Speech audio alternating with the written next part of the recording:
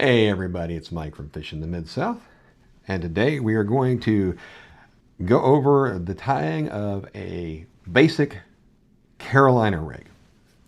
So to accomplish this, you're going to want to have a swivel, a bead, a sinker slide, a sinker, and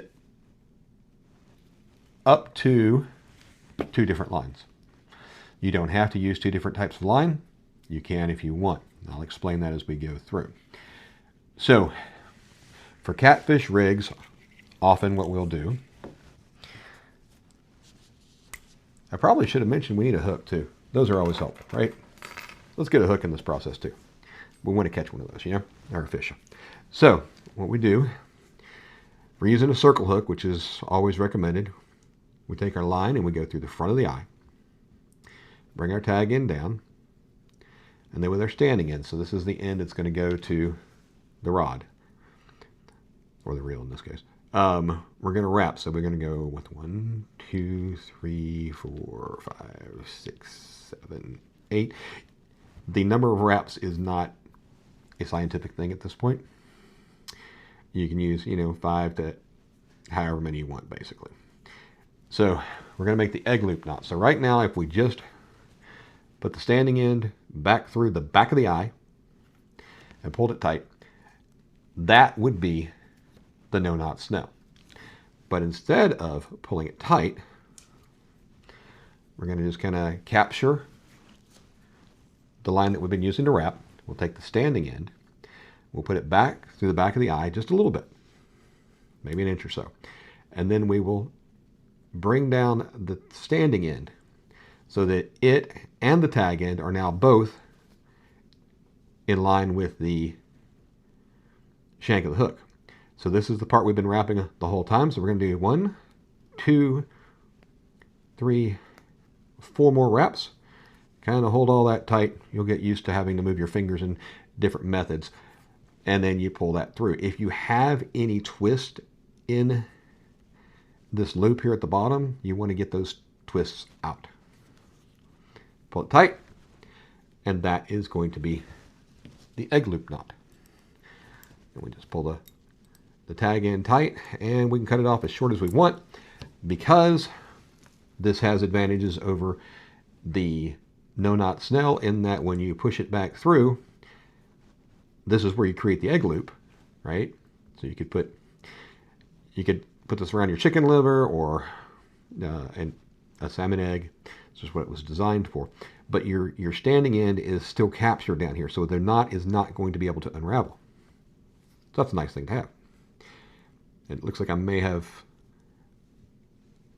looped a couple of, put one twist over another here, but we're still fine on the knot. So there's the knot. Then we're going to take the standing end, and we're going to just tie a basic trilene knot here. Go through the eye once, you come back through the eye again. So now you have 2 loops. You have this loop and the loop that we're about to create. And we just go around 5 times. 1, 2, 3, 4, and 5. And whether or not you could stop at 4 is probably absolutely possible with line this heavy. This is 60-pound mono. I'm going to wet the knot, and we're going to pull it tight.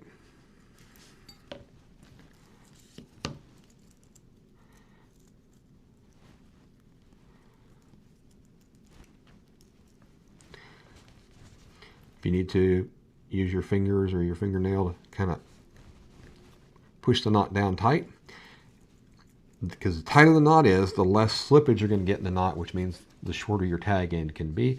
Still want to leave about a 1/4 inch, like so. It's not really going to be in the way because the tag end comes out of the bottom of this knot, basically. So this is going to be your leader. In this particular case, from the tip of the hook, the bottom of the swivel is about 12 inches. You can go down to 5 inches easily. I'm just kind of showing it how we tie it.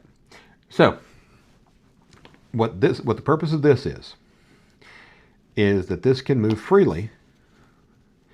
And then we will tie the standing end of the line, again, going back to the rod.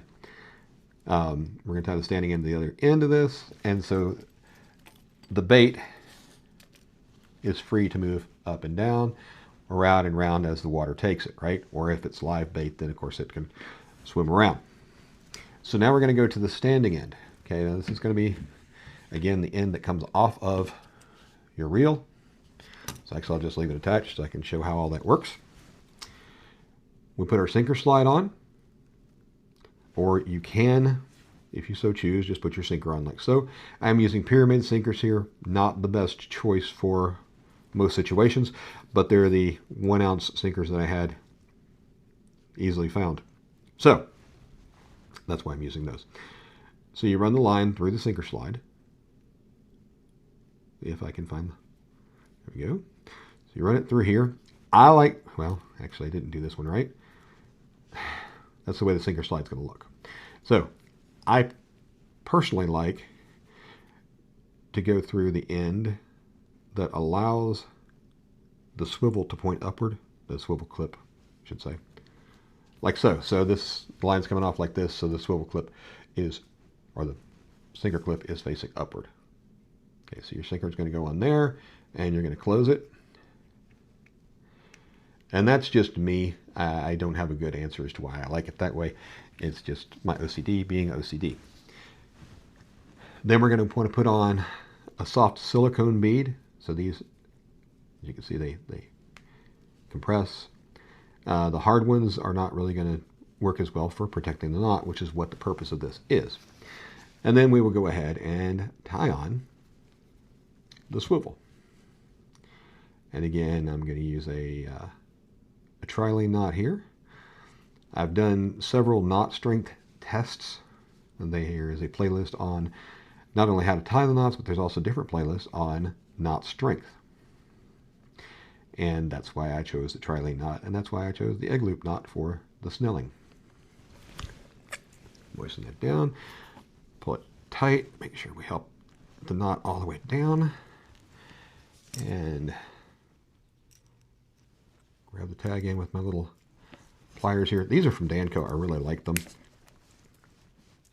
when I get a good grip on things.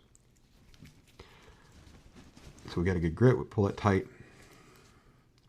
And again, leave yourself a little over 1/4 inch.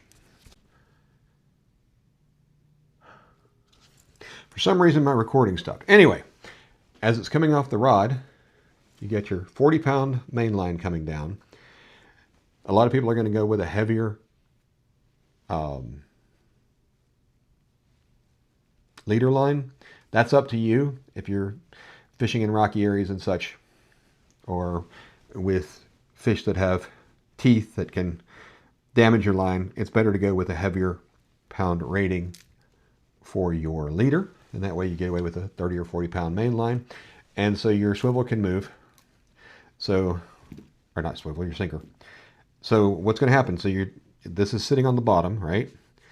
And it's kind of doing what it needs to do. This can move right through there. So the fish, in theory, is not going to feel any of the weight of the sinker as it pulls the line. Now, if your reel is locked down or not in free spool, then of course it's going to pull against the rod, so it will have that tension. So there you have the Carolina rig in its basic form. Again, sinker. The sinker slide is optional. Then you've got the bead. You've got a swivel. You've got a heavier leader that leads down to, in this case, a snelled circle hook using the egg loop knot. There's a playlist on tying rigs. There will be more rig tying videos coming. Thanks for watching, everybody. Please like and subscribe and all that fun stuff that makes YouTube happy, and we will see you on the next video.